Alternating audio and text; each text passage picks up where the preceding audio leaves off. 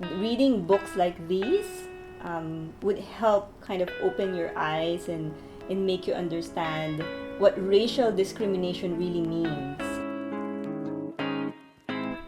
I love books and I read a lot.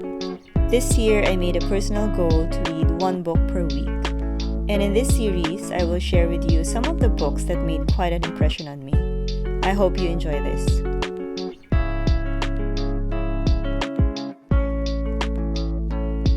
Today, I'm going to talk to you about another book that has resonated with me for this year. It is called The Vanishing Half by Brit Bennett. And it is also, if you check Barack Obama's IG page, it is also in his 2020 recommended books for this year. So it is a very interesting story. This is a story about twin sisters who grew up in a town obsessed about being white, but at the same time staying true to their black heritage. So it's a very interesting perspective and a very interesting take. And the twins are Desiree and Stella, and they ran away from home at age of 16 because they wanted to pursue a different type of life, and they kind of felt suffocated in their small town, and they wanted to find out more what is out there. And when they eventually got out of their small town, that's when the vanishing half started, right? Why? Because they from then on they led different lives. One sister decided to live as a black woman, as she is, but the other sister decided to live as a white woman. And you would find that strange, but if you read the book, when you read the book, it's not as uncommon maybe, or it will not be as strange as it may seem. And that premise alone tells you a lot already. I mean, why did they need to do this? Why do you think the sisters felt like they need to separate their lives that way? And by doing this, they eventually became estranged from each other. I guess not surprisingly, right? And that's when the interesting parts of the story happens. So this story is of course it's about racial disparity in the U.S. I think that's an obvious subject matter. But more than that, this book is also about identity crisis. Like, who are you really, and how do you find your identity, your true identity, in a society hell bent on labeling everyone and everything and putting everyone and everything in its right place, in the right box, and just to make everything organized, right? And that is a struggle of I guess of trying to find your identity, because while you want to live your true self, you are also always constrained by the people around you, and you're also in fear of not conforming to the general society on what people think.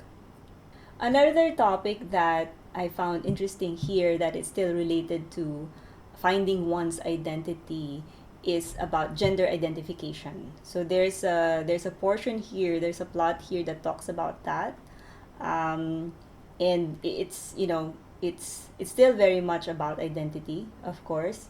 Another thing that they tackle in the book, apart from racial disparity and identity crisis and gender identification, is the discrimination between the privileged and the not so privileged.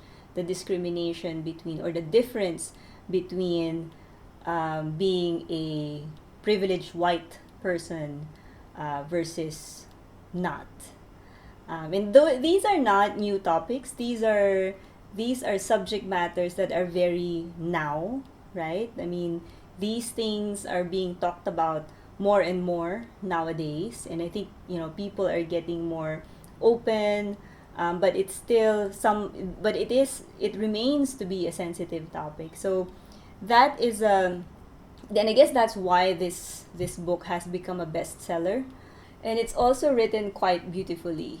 Unlike the other books that I have read, this one flows nicely. The author writes like, lyrically. She describes emotions and places and people like a song. It's full of emotion. It's full of I don't know. She just makes you feel the scene. She makes you feel about what you're reading. So, unlike the other books that I've reviewed, wherein everything is straight to the point, matter of fact, this one, the author just, it's nice flow for a very serious subject matter. The writing is very lyrical to me, which I think is really quite beautiful. Um, and apart from that, also, I guess just sorry, just going back to the plot line. Again, Stella and Desiree are the twins who ultimately decided to live different lives, right?